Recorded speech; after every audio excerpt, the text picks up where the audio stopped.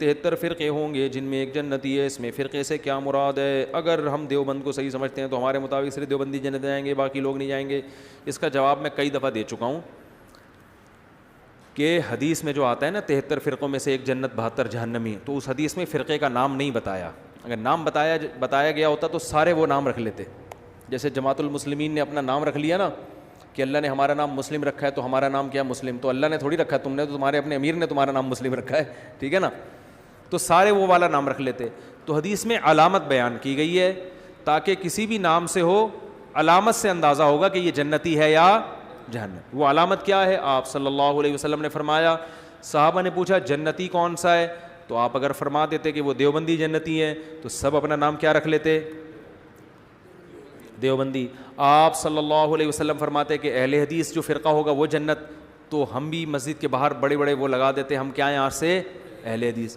آپ صلی اللہ علیہ وسلم فرما دیتے کہ جی وہ بریلوی جنت میں ہوں گے, تو میری پگڑی کا رنگ فوراً سے پہلے چینج ہو جاتا, یہاں نقش پاک کے نشانات ہوتے, اور ایک پیلی چادر ہوتی, چپل کا رنگ پیلا ہوتا. صلو علی الحبیب. مزہ آتا کہ نہیں آتا؟ صلو علی الحبیب. تو اگر آپ صلی اللہ علیہ وسلم فرما دیتے وہ شیعہ ہوتے تو یہاں 5 انگلیوں کے نشانات آپ دیکھ رہے ہوتے, ٹھیک ہے نا. کنڈے پہ آپ لوگوں کو میں بلاتا, میں ہر رجب کو کنڈے کا کنڈا نکال دیتا ہوں, میں کہتا ہوں یہ ثابت ہی نہیں ہے, تو کنڈوں کا کنڈا نہ نکالتا میں, بلکہ کنڈوں پہ بلاتا, خود بھی جاتا, اور جو کچھ شیعہ حضرات کرتے ہیں وہ کر رہا ہوتا. تو آپ صلی اللہ علیہ وسلم نے کسی فرقے کا نام مینشن نہیں کیا, بلکہ آپ نے علامت بیان کی. فرمایا ما انا علیہ. کیا زبردست حدیث ہے یار, مزہ آتا ہے, یہ معجزہ ہے. ما انا علیہ و اصحابی. آپ یہ فرماتے جو قرآن پہ چلے گا, تو آج ہر باطل فرقہ دلیل کہاں سے دیتا ہے؟ قرآن سے. غامدی صاحب کے جتنے دلائل ہیں آیتیں پڑھیں گے وہ, جہاں حدیثیں آئیں گی تو وہ فوراً چینج. تو آپ صلی اللہ علیہ وسلم, قادیانی بھی قرآن سے نکالتے ہیں, جتنے لوگ ہیں نا, کیونکہ اگر قرآن ہی کو نکال دیں گے پھر تو اسلام کا فرقہ ہی نہیں رہے گا نا, کیونکہ وہ فرقے تو اسلام کے میں مسلم کہیں گے نا اپنے آپ کو, تو مسلم کہنے کے لیے بیس تو رکھنی پڑے گی نا قرآن کی. کیونکہ اگر قرآن ہی کو وہ نکال دیں گے فرقے, پھر تو لوگ کہیں گے ان کا تو اسلام سے کوئی تعلق, پھر تو فرقہ تھوڑی, وہ تو غیر مسلم ہو گیا نا سیدھا سیدھا. یعنی وہ تو جو غیر مسلم جو اپنے آپ کو سیدھا کہتے ہیں ہم غیر مسلم ہیں, ہندو تھوڑی قرآن سے دلیل دے گا. تو اس لیے آپ نے یہ نہیں فرمایا قرآن سے دلائل دیں, فرمایا نہیں ما انا علیہ, جس راستے پر میں ہوں, و اصحابی, اور میرے صحابہ. کیا مطلب؟ قرآن کی وہ تشریح جو حدیث کے اگینسٹ جا رہی ہے اس کو قبول نہیں کرنا. وہ فرقہ جنتی ہے جو قرآن کی وہ تشریح کرے جو جس پر محمد صلی اللہ علیہ وسلم کا اپنا عمل تھا. پرویزی فرقہ کیا کہتا ہے؟ نماز سے مراد جو قرآن میں آتا ہے نا, نماز سے مراد ہے گیدرنگ, حج سے مراد ہے اینول گیدرنگ, سال میں 1 دفعہ کی گیدرنگ, اور نماز سے مراد ہے دن میں 5 دفعہ آپ کی میٹنگ ہو فلاح و بہبود کے لیے. تو نماز کی یہ تشریح پیغمبر سے ثابت ہے. جب قرآن میں آیا نماز قائم کرو تو پیغمبر نے 5 ٹائم نماز پڑھی کہ نہیں پڑھی ہے؟ کیا ہو گیا؟ حج کیا کہ نہیں کیا؟ جیسے کیا ویسے کرنا پڑے گا آپ کو. تو قرآن کی وہ جو پرویزی, قرآن کو اہل قرآن کہتے ہیں اپنے آپ کو, تو نبی نے فرمایا جس پر میں ہوں. کیا مطلب؟ قرآن کی وہ تشریح جو حدیث کے خلاف ہے, جو نبی کے خلاف ہے, نبی کے طریقے کے, وہ تشریح بولو نا نہیں چلے گی. آگے اتنا بھی کافی نہیں ہے, کیونکہ بہت سے لوگ حدیث کو فالو کرتے ہیں, ہر مسئلہ کہاں سے بیان کرتے ہیں؟ بولتے کیوں نہیں بھائی, ہر مسئلہ حدیث. تو آپ نے فرمایا وہ اصحابی, اور میرے صحابہ بھی اس پر چلتے ہوں. 3 طلاق کے مسئلے میں کوئی ایک صحابی سے دکھا دے, کوئی ضعیف حدیث دکھا دے جنہوں نے ایک مجلس کی 3 کو ایک کہا ہو, میں بیان کرنا چھوڑ دوں گا ہمیشہ کے لیے. اور آج دھڑا دھڑ 3 کو ایک کر کے بیویوں کو, حرام بیوی کو کیا کیا ہوا ہے لوگوں نے؟ حلال کیا ہوا ہے. تو نبی نے فرمایا جس پر میرے, اور میں آپ کو بہت سے فتاوی صحابہ کے صحیح سند سے دکھا دوں گا, ایک مجلس میں کوئی 3 دے کر آیا, سب نے کیا فتویٰ دیا؟ 3 کا. حدیثوں کی ایسی تشریح جو صحابہ کے کیا ہو. میں نہیں کہہ رہا اہل حدیث جہنمی ہے, لیکن اہل حدیث کا یہ مسئلہ جو ہے یہ قرآن و حدیث کے بالکل اگینسٹ ہے. تو ما انا علیہ, جس پر میں اور میرے بولتے کیوں نہیں؟ صحابہ. تو آپ کہو نا میں بس قرآن و حدیث کو مانتا ہوں، غلط. قرآن حدیث کے ساتھ کس کو ملانا پڑے گا؟ صحابہ. وہ قرآن و حدیث جس پر صحابہ نے عمل کیا ہو. اگر وہ صحابہ ہی کے سمجھ میں نہیں آیا تو اس کا مطلب وہ آپ کی اپنی رائے ہے، وہ قرآن و حدیث نہیں ہے. اخپل رائے کو آپ قرآن حدیث کا لیبل لگا کے مارکیٹ میں لانچ کر رہے ہو. یا حدیث نہیں ہے، حدیث اس کے اگینسٹ جا رہی ہے. حدیث سے مراد نبی کا اپنا عمل جو تواتر سے ثابت ہو، وہ اس کے خلاف جا رہا ہے. تو اس کا مطلب آپ جو قرآن کی تشریح کر رہے ہو وہ آپ کی اپنی رائے ہے، قرآن اس کا ذمہ دار نہیں ہے. تو تین چیزیں ملیں گی جس میں یہ تینوں علامتیں پائی جائیں گی، قرآن، حدیث اور صحابہ. صحابہ میں صرف اہل بیت نہیں ہے، وہ اصحابی جو میرے ساتھی ہیں. ساتھی کا لفظ بتا رہے ہیں کہ چاہے وہ اہل بیت میں ہوں یا نہ ہوں. یہ جو اہل بیت کے ساتھ خاص کر دیا اس کی کوئی دلیل نہیں ہے. اہل بیت سے محبت ہمارے ایمان کا جزو ہے، ان کو اللہ نے بڑا مقام دیا ہے. مگر جب صحابی کا لفظ آئے گا تو چاہے وہ اہل بیت ہوں یا اہل بیت کے بغیر ہوں. اور صحابہ میں سب سے پہلے حدیث سے پتہ چلتا ہے کہ 4 صحابہ سب سے پہلے ہیں ان میں، ابو بکر، عمر، عثمان اور علی. کیونکہ حدیث میں آتا ہے میری اور خلفائے راشدین کی سنت کو لازم پکڑو. تو وہ ایسی تشریح جو خلفائے راشدین نہ کر رہے ہوں وہ بھی غلط ہے. خلفائے راشدین اس کے اگینسٹ جا رہے ہوں وہ بھی کیا ہے؟ بولتے کیوں نہیں بھائی؟ غلط ہے. تو صحابہ میں سب سے پہلا مقام کس کا ہے؟ خلفائے راشدین کا، حضرت ابو بکر کا، عمر، عثمان اور علی رضی اللہ عنہم اجمعین. ان کے فیصلوں کا بڑا اعتبار ہے. تبھی ائمہ اربعہ جو ہے نا، چاروں امام ابو حنیفہ، مالک، شافعی، حنبل، امام احمد حنبل، انہوں نے صحابہ کے عمل کو بہت فوکس کیا ہے. کوئی حدیث کی ایسی تشریح نہیں کی ہے جو صحابہ کے بالکل اگینسٹ جا رہی ہو. آج کل لوگ ہیں اٹھ کے بس کہتے ہیں ہم اماموں کو نہیں مانتے، ہم تو قرآن حدیث کو مانتے ہیں. تو آپ کے وہ اصول ہی نہیں ہے جو قرآن و سنت نے بیان کی ہیں. تو جس میں یہ 2 علامتیں پائی جائیں گی، نبی نے فرمایا وہ فرقہ کیا ہے؟ جنتی. اب وہ چاہے کسی بھی نام سے، وہ دیوبندی میں بھی ہو سکتے ہیں، وہ بریلوی میں بھی ہو سکتے ہیں، وہ اہل حدیث میں بھی ہو سکتے ہیں، وہ کسی میں بھی ہو سکتے ہیں. یہ 2 چیزوں کو جو لے کے چلے گا، قرآن کے ساتھ حدیث اور عمل صحابہ. پھر ان میں اگر اختلاف رائے ہوتا ہے تو وہ فرقے میں داخل نہیں ہے، کیونکہ یہ اختلاف صحابہ میں بھی ہوا، صحابہ نبی کی زندگی میں بھی ہوا، نبی نے دونوں کو صحیح قرار دیا. جیسے رفع الیدین کرنا بھی ٹھیک اور نہ کرنا بھی. کیونکہ یہ جو اختلاف ہے رفع الیدین کا، یہ قرآن، حدیث اور صحابہ تینوں کو ملا کے ہوا ہے. حنفیہ نے بھی قرآن کو بھی دیکھا، حدیث کو بھی اور صحابہ کو بھی. ان کی رائے یہ بنی کہ نہ کرنا افضل. اور جو شافعی ہے، امام شافعی، انہوں نے بھی قرآن کو بھی دیکھا، حدیث کو بھی اور عمل صحابہ کو بھی. دونوں کے پاس دونوں قسم کے دلائل ہیں. اس قسم کے اختلاف میں ان 72 فرقوں میں داخل نہیں ہوتا جن کے لیے جہنم کی وعید ہے. بات آ رہی ہے سمجھ میں کہ نہیں آ رہی؟ یعنی اس کے اندر رہ کے پھر جتنا بھی اختلاف ہو جائے وہ اختلاف رائے کا اختلاف ہے، اجتہاد ہے، اس میں دونوں کو اجر ملتا ہے. جو اس سے ہٹے گا تو نبی نے فرمایا وہ بھی 72 فرقوں میں بٹیں گے اور وہ 72 کے 72 کہاں جائیں گے؟ جہنم میں. تو یہ نام نہیں بتایا کہ دیوبندی جائیں گے کہ بریلوی جائیں گے، لہذا کوئی یہ کہتے ہیں کہ دیوبندی جنتی اور باقی سارے جہنمی، وہ بھی غلط ہے. کیونکہ دیوبندی تو بر صغیر میں پائے جاتے ہیں، اور کہاں پائے جاتے ہیں؟ ٹھیک ہے نا. عربی تو اپنے آپ کو دیوبندی نہیں کہتے، اس کا مطلب مکہ مدینہ تو سارے کہاں گئے؟ جب وہی جہنم میں چلے گئے تو پھر جہاں اسلام آیا تھا. اور کوئی کہتا ہے بریلوی جہنم میں جائیں گے، سوری جنت میں جائیں گے. اگر بریلوی یہ کہتے ہیں تو بریلوی تو اور تھوڑے ہیں مارکیٹ سے بالکل، وہ تو صرف پاکستان اور بنگلہ دیش اور انڈیا میں پائے جاتے ہیں. باقی میں 12 ربیع الاول کو ملیشیا میں تھا، پتہ ہی نہیں چل رہا تھا کہ 12 ربیع الاول ہے. تو اس لیے علامت بیان کی گئی ہے. ہاں یہ ضرور ہے کہ نبی صلی اللہ علیہ وسلم نے فرمایا کہ جو جنتی فرقہ ہوگا وہ ہمیشہ ہول سیل کے حساب سے رہے گا. وہ 2-4 آدمی نہیں ہوں گے کہ جن کا خیال تھا ہم ہی جنت میں جائیں گے، باقی سارے کیا کر رہے ہیں؟ جہنم میں. تو وہ ہمیشہ ظاہرین الحق، حق پر غالب رہے گا. وہ بڑی جماعت ہوگی. وہ جو حق جنتی فرقہ ہوگا وہ، بولتے کیوں نہیں بھائی؟ بڑی جماعت. وہ 4-5 آدمی نہیں ہوں گے، کیونکہ یہ امت گمراہی پہ جمع نہیں ہو سکتی. تو 4-6 لوگ نہیں ہوں گے.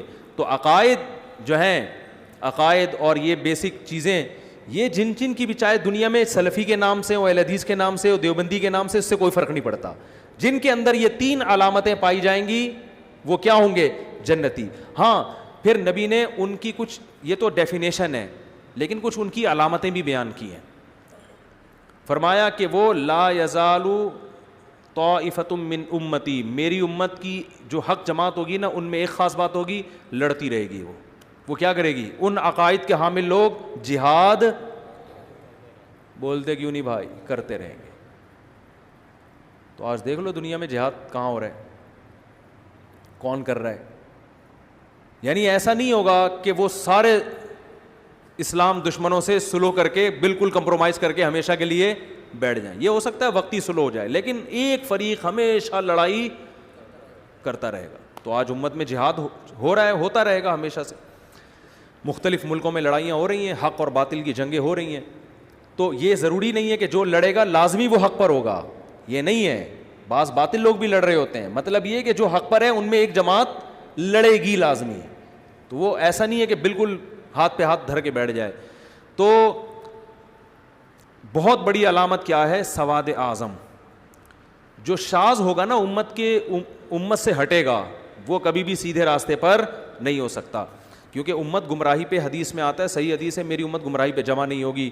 تو جو بھی ایسی بات کر رہا ہے نا, کوئی قرآن و سنت کی ایسی تشریح کر رہا ہے جو مارکیٹ میں آپ فرسٹ ٹائم سن رہے ہو, آپ علماء کو یہ سنتے ہوئے نہیں پاتے, تو آپ یہ نہیں کہو گے کہ یہ علماء کی دکانیں بند کر رہا ہے, بلکہ آپ حدیث کی روشنی میں یہ کہو گے یہ اپنی دکان کھول رہا ہے, کیونکہ امت تو گمراہی پہ جمع نہیں ہو سکتی. تو اتنے سارے امت کے صلحاء, محدثین, فقہاء کا جو عقیدہ ہے اور جو ان کی رائے ہے, ان کی تحقیق ہے, آپ اس سے ہٹ کے کوئی نئی تحقیق مارکیٹ میں لاؤ گے, دیوار پہ پھینک دی جائے گی. تبھی میں ہمارے اہل حدیث حضرات جو ہیں, میرے بہت سارے ایسے دوست ہیں جو میرے بیان سنتے ہیں, میں ان سے ایک ریکویسٹ ضرور کرتا ہوں, چلو آپ حنفی نہیں بنتے نہ بنو, لیکن اتنا اہتمام کر لیا کرو کہ ایسا قول جو چاروں فقہ سے باہر ہو, اللہ کا واسطہ یہ کام مت کرو. قرآن و سنت کی ایسی تشریح کرنا جو نہ امام حنیفہ کی سمجھ میں آئی, نہ امام شافعی کی, نہ امام مالک کی, نہ امام احمد کی, ایسی کم از کم اس کا تو خیال کر لو, کیونکہ امت صدیوں تک ان چاروں میں سے کسی ایک کو فالو کرتی آئی ہے. تو اتنی بڑی امت اگر غلط ہو گئی تو یہ تو غیر مسلم, ایک تو حدیث کے بھی خلاف ہے کہ حدیث میں آتے میری امت گمراہی پہ جمع نہیں ہو سکتی, اور دوسری بات یہ ہے کہ غیر مسلم بھی ہنسے گا کہ جب تمہارے جو حکومتیں جن فقہ پہ چلی ہیں صدیوں تک, 1000 سال سے زیادہ یہ چاروں فقہ رائج رہے ہیں, اور اس میں حکومت ہوئی ہے, باقاعدہ خلافتیں چلی ہیں, تو جب تمہارے چاروں غلط ہو سکتے ہیں تو اس کا مطلب تمہارا تو اسلامی یتیم ہے. یہ تو سمجھ میں 1400 سال آیا ہی نہیں کسی کو, اب کون سمجھا رہا ہے بیٹھ کے. تو چند مسائل ایسے ہیں ہمارے اہل حدیث بھائیوں کے انتہائی احترام کے ساتھ کہ وہ چاروں فقہ کے خلاف ہیں, جن میں 3 طلاق کو ایک کہنا, یہ چاروں کے خلاف. عورتوں کا مردوں کی طرح نماز پڑھنا, یہ چاروں فقہ کے, بولو بھائی, خلاف ہے. چاروں میں ہے کہ عورت سمٹ کے نماز پڑھے گی, کیونکہ یہ تواتر عملی سے چلا آ رہی ہے مسئلہ. چاروں میں ہے کہ تراویح کم سے کم کتنی ہوتی ہے, بولو 20 رکعتیں ہیں. چاروں میں ہے کہ طلاق اگر معلق کر کے دی جائے تو بھی ہو جاتی ہے, جیسے آپ نے کہا اگر بیوی کو گھر میں داخل ہوئی تو تجھے طلاق ہے. چاروں فقہ میں ہے کہ اگر گھر میں داخل ہوئی تو طلاق ہوگی, قسم کا کفارہ نہیں ہوگا. بعض اہل حدیث کہتے ہیں قسم کا کفارے سے کام چل جائے گا, ایسا نہیں ہے, گھر میں داخل ہوگی تو, اور یہ ریورس نہیں ہو سکتے یہ الفاظ ڈیورس کے. تو اس طرح چند مسائل ایسے ہیں کہ اگر اہل حدیث حضرات اس میں اپنی رائے اجماع امت سے نہ ہٹائیں تو یہ ان کے لیے بھی بہتر ہے, اور امت جو ایک اختلاف, اسی طرح جو ہر قسم کے موضوع پہ مسا کر لینا, کچھ بھی پاؤں پہ چڑھا لیا مسا, یہ بھی نہیں ہوتا.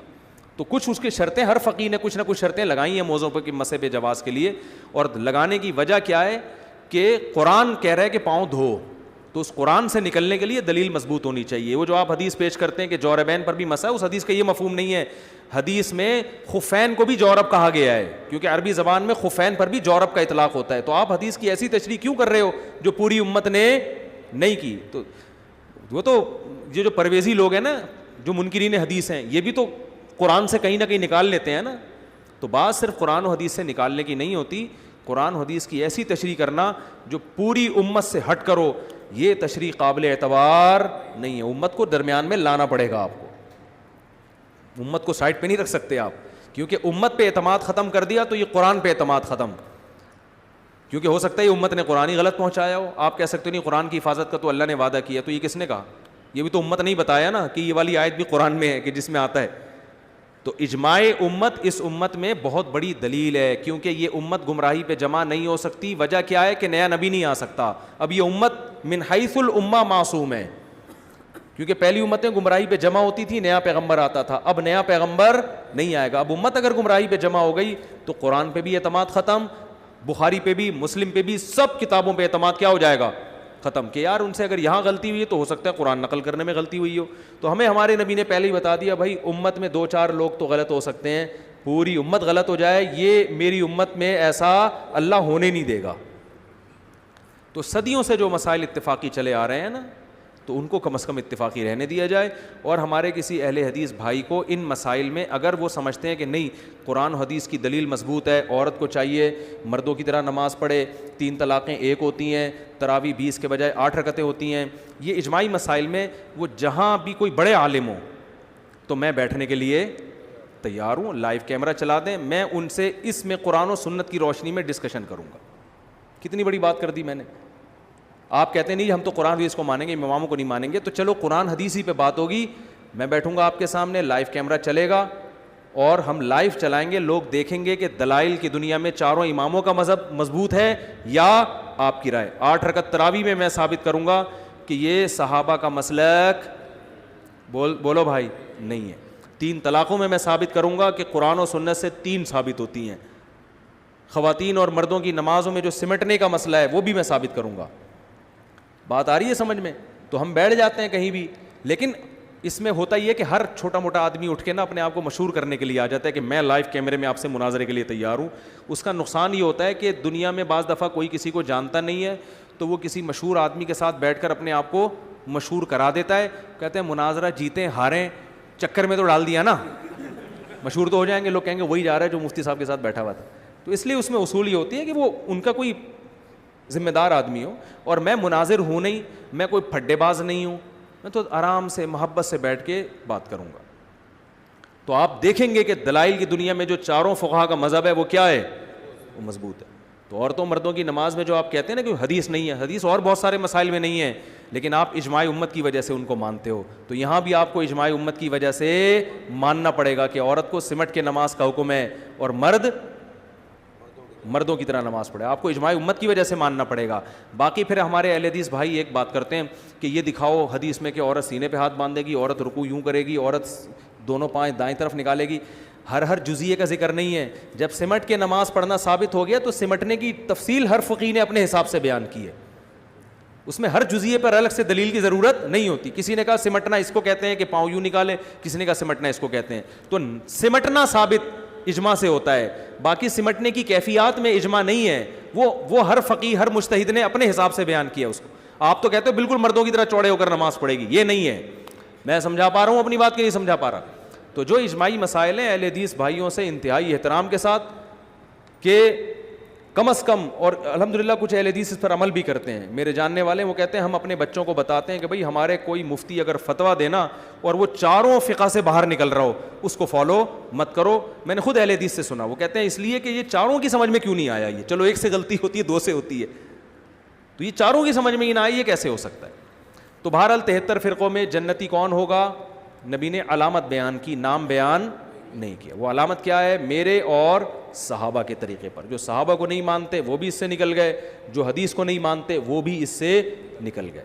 کافی ہو گیا, ایک ہی سوال کا جواب بہت ہے, پھر اگلی دفعہ دیں انشاءاللہ. جا سکتے ہیں آپ لوگ. سبحانک اللہم و بحمدک نشہد ان لا الہ الا انت نستغفرک ونتوب الیک. بعد میں بات. انہوں نے مسئلہ پوچھا ہے کہ مولانا الیاس قادری صاحب نے ایک ہیلا بیان کیا ہے نمازی کے آگے سے گزرنے کا طریقہ, اور وہ یہ بیان کیا ہے ہیلا کہ ایک بندہ نمازی کے سامنے آ کے کھڑا ہو جائے, دوسرا آگے سے گزر جائے, ٹھیک ہے نا, پھر وہ سامنے آ کے کھڑا ہو جائے اور یہ یوں گھوم کے گزر جائے. تو وہ ہیلا انہوں نے بیان کیا, اس پہ لوگوں نے بہت مذاق اڑایا ہے, لیکن یہ ہیلا بالکل درست ہے. صحیح ہے نا. ہر چیز جب تک آپ کو علم نہ ہو نا, خام خواہ میں مذاق نہیں اڑانا چاہیے. یہ ہیلا بالکل درست ہے. جو لوگ مذاق اڑا رہے ہیں ان کے پاس علم نہیں ہے. شریعت میں ہیلے اور تدبیروں کی 2 قسمیں ہیں.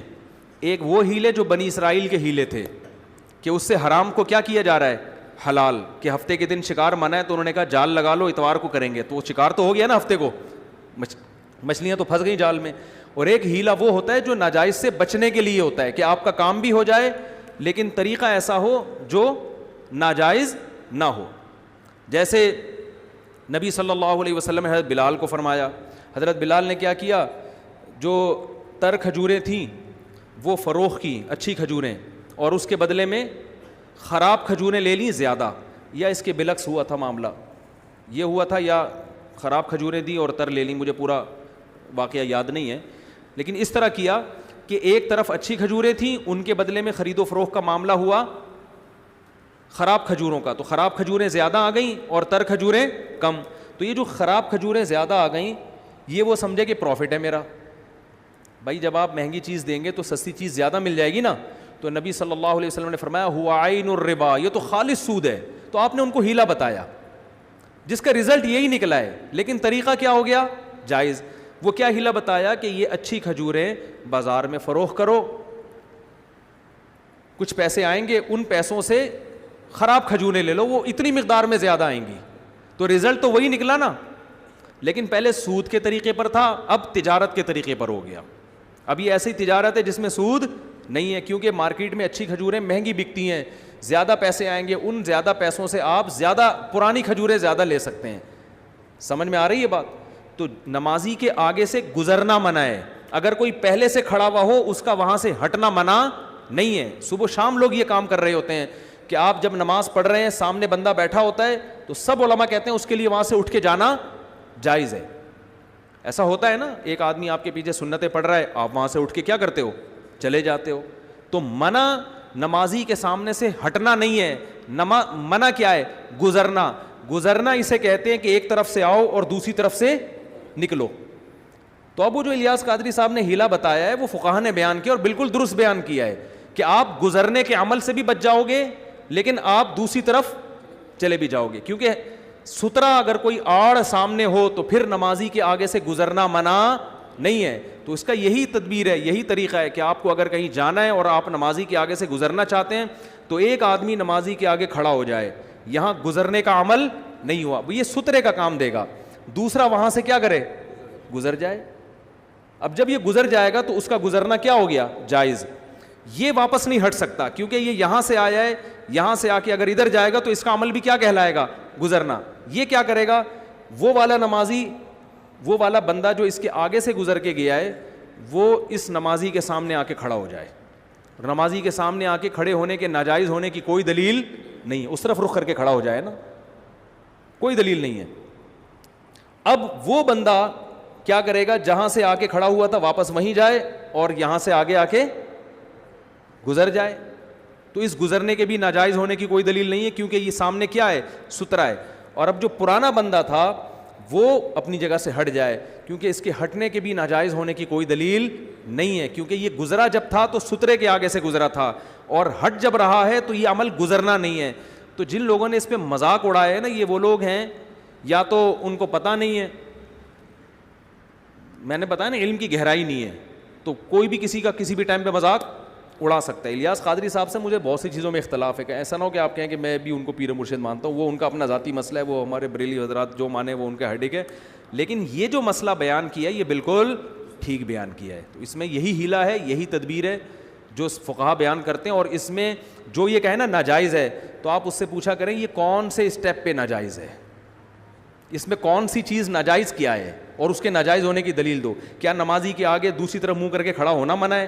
اگر منع ہے تو اس کے ناجائز ہونے کی دلیل دو. اور اگر دوسرے بندے کا اس سترے کے آگے سے گزرنا منع ہے تو اس کے ناجائز ہونے کی دلیل دو. اور اگر آپ یہ کہتے ہو اس کا دوبارہ آ کے کھڑا ہونا منع ہے تو اس کے ناجائز ہونے کی کیا دلیل؟ تو اس میں مرور کا کوئی عمل نہیں ہو رہا, گزرنے کا عمل نہیں ہو رہا, اور اگر ہو رہا ہے تو سترے کے آگے سے گزرنے کا عمل ہو رہا ہے. اس پورے پروسیس کے مجموعے کے بھی ناجائز ہونے کی کوئی دلیل نہیں ہے. اور اس کے انفرادی بالکل اس کی مثال ایسے جیسے ہمارے اہل حدیث بھائی کہتے ہیں حلالہ کیا ہے, اسلام میں حرام ہے, لعنتی عمل ہے.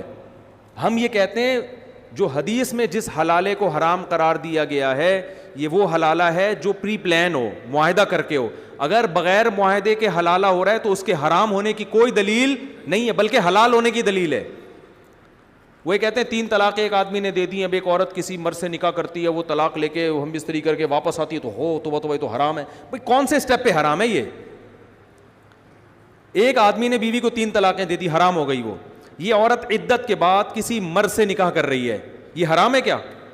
قرآن نے اجازت نہیں دی جہاں چاہو نکاح کرو, پہلے سے نہیں کر سکتی تو عدت کے بعد جہاں چاہے نکاح کرے. جب اس نے عدت کے بعد کہیں نکاح کر لیا اور اس مرد نے ہم بستری بھی کر لی, اس کے لیے طلاق دینا حلال ہے یا حرام ہے؟ جائز ہے بالکل, بلا وجہ طلاق اچھی چیز نہیں ہے, لیکن کسی وجہ سے دینا بالکل جائز ہے. اور وجہ میں یہ بھی ہو سکتی ہے کہ بھائی یہ میرے ساتھ رہنا نہیں چاہتی بلکہ اس کے بچے ہیں پہلے شوہر سے, لہٰذا یہ اس کے ساتھ رہنا چاہتی ہے. اس بیس پہ بھی اگر کوئی طلاق دیتا ہے تو طلاق اگر کسی معقول وجہ سے دی جائے تو اس کے ناجائز ہونے کی آپ کے پاس کیا دلیل ہے؟ ایک صحابی کی 2 بیویاں تھیں.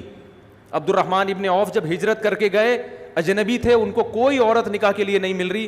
ان صحابی نے عرض کیا کہ ان صحابی نے فرمایا کہ میری 2 بیویاں, آپ کو نکاح کے لیے کوئی عورت نہیں مل رہی ہے, میں اپنی ایک بیوی کو طلاق دے دوں گا, آپ عدت کے بعد اس سے نکاح کر لیں. بات آ رہی ہے سمجھ میں؟ یہ انصار صحابی تھے.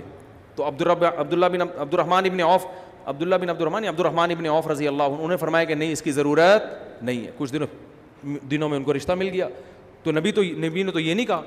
ایک صحابیہ, بخاری مسلم کی حدیث ہے, نبی صلی اللہ علیہ وسلم کے پاس آئیں کہ میرے شوہر نے 3 طلاقیں دی تھی, میں نے فلاں سے نکاح کیا لیکن وہ ہم بستری پر قدرت نہیں رکھتے اور میں پہلے شوہر کے پاس جانا چاہتی ہوں, کہ تو کیا میں طلاق لے کے جا سکتی ہوں؟ آپ نے فرمایا نہیں, جب تک وہ ہم بستری نہیں کر لیتا آپ پہلے کے لیے حلال نہیں ہو. تو ان صحابیہ نے جو یہ کہا تھا کہ میں طلاق لے کے کہاں جانا چاہتی ہوں؟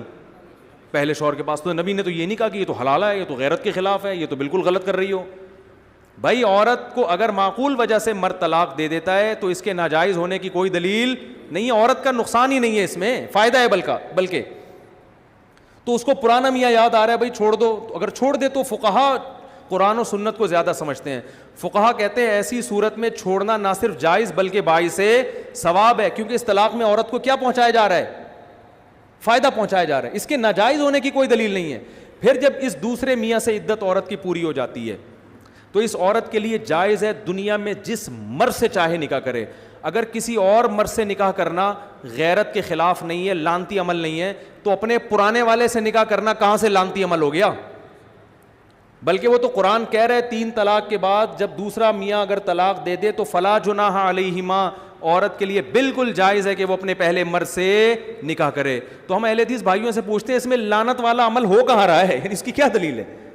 کون سے اسٹیپ پہ بغیرتی ہو رہی ہے؟ کہتے ہیں کہ نہیں جی وہ ایک عورت کی بیوی ایک مرد کی بیوی کسی دوسرے مرد کی بستر کی زینت بنے, یہ تو غیرت کے خلاف ہے.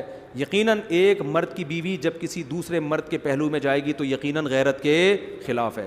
لیکن جب ایک مرد نے 3 طلاقیں دے دیں اور عدت بھی پوری ہو گئی تو اب یہ اس مرد کی بیوی ہے نہیں. اس کو یہ کہنا گھما کے اس کی بیوی کو اس کے پہلو میں جا رہی ہے, تو بھائی اس کی کم بخت کی ہے ہی نہیں ہے. جہاں چاہے جائے, یہ اس کی تھوڑی ہے, یہ جس مرد سے چاہے نکاح کرے گی, اس میں کون سا غیرت کے خلاف ہے؟ تو جب وہ چلی گئی اس کے پاس, اس کی بیوی ہے ابھی ہے, اب اس کے پاس نہ جانا تو غیرت کے خلاف ہے, جانا غیرت کے خلاف نہیں ہے. پھر اس کی مرضی رکھے یا چھوڑے. اگر وہ چھوڑ دیتا ہے, کسی بھی وجہ سے چھوڑ دیتا ہے, بعض دفعہ بد اخلاقی وجہ ہوتی ہے, بعض دفعہ وجہ ہوتی ہے بھائی یہ جوڑ کی شادی نہیں ہے میں ٹینشن میں آ گیا ہوں, بعض دفعہ یہ بھی وجہ ہو سکتی ہے کہ بھائی اس کے دل میں تو پرانا والا بیٹھا ہوا ہے, یہ تو وہیں جانا چاہتی ہے. آدمی نہیں رکھتا ایسی عورت کو جو کسی اور مرد کو دل میں رکھے ہوئے. آدمی کہتا ہے چھوڑو یار, ایسے موقع پہ چھوڑ دینا بہتر ہوتا ہے. طلاق کے مطالبے پہ بھی چھوڑا جا سکتا ہے. عورت ہو سکتا ہے خود مطالبہ کرے بھائی تو مجھے چھوڑ دے, میں نہیں رہنا چاہتی, تو چھوڑ دے تو اچھی بات ہے. تو اب چھوڑنے میں بھی غیرت کے خلاف نہیں ہے. پھر چھوڑنے کے بعد جب یہ عدت پوری ہو جائے گی تو دنیا میں جس مرد سے بھی نکاح کرے اس میں غیرت کے خلاف کوئی کام نہیں ہے. تو پرانے والے سے نکاح کرنا غیرت کے کہاں خلاف ہے؟ دوسری بات یہ کہ اسلام اس پورے پروسیس پہ عورت کو مجبور تھوڑی کر رہا ہے. لوگ کہتے ہیں ہائے مظلوم عورت کے ساتھ کیا حشر کیا. تو مظلوم تو اس کو کہا کس نے ہے؟ پہلے میاں نے طلاقیں دی ہیں 3, اسلام نے بس یہ پابندی لگائی ہے پرانے والے کے پاس نہیں جا سکتی. دنیا میں جہاں چاہو جس سے جا کے شادی کرو, تو کرے نا شادی. کس نے منع کیا اس کو؟ شادی کرے. پھر کس نے کہا ہے کہ واپس اس سے طلاق لے کے پہلے والے سے کرو؟ تو اگر پھر بھی وہ کر رہی ہے تو آپ کیوں کباب میں ہڈی بن رہے ہو؟ اسلام نے اس کو زبردستی تھوڑی کی. اسلام نے کہا نیا مرد تمہاری زندگی میں آ گیا, اسی کے ساتھ ہنسی خوشی زندگی گزارو. اس کو بولا مجھے نہیں طلاق چاہیے, میں رہوں گی تمہارے ساتھ. سمجھ میں آ رہی ہے بات کہ نہیں آ رہی؟ اور اگر یہ چھوڑ دیتا ہے تو اسلام نے پھر بھی نہیں کہا کہ پہلے کے پاس لازمی جاؤ. اسلام نے کہا دنیا میں لاکھوں مرد ہیں, تمہارے پاس آپشن ہے پہلے کے پاس جاؤ یا ان لاکھوں میں سے کسی ایک کے پاس جاؤ. پہلے والے نے تمہیں اکٹھی طلاقیں دی ہیں تو سوچ لو دوبارہ کئی طلاق کا عمل نہ ہو. تبھی قرآن کہہ رہے پہلے والے کے پاس اس صورت میں جاؤ تمہیں خیال ہو کہ یہ حدود اللہ پر قائم رہے گا, دوبارہ یہ حرکتیں نہیں ہوں گی, اگر خطرہ ہے تو پھر نہ جاؤ. تو اسلام نے جب اس کو آزادی دی ہے تو میں اور آپ غیرت کے نام پہ کون ہوتے ہیں پابندی لگانے والے؟ تو اس لیے جو حدیث میں جس حلالے پر لعنت کی ہے یہ وہ حلالہ ہے جو پری پلان ہوتا ہے.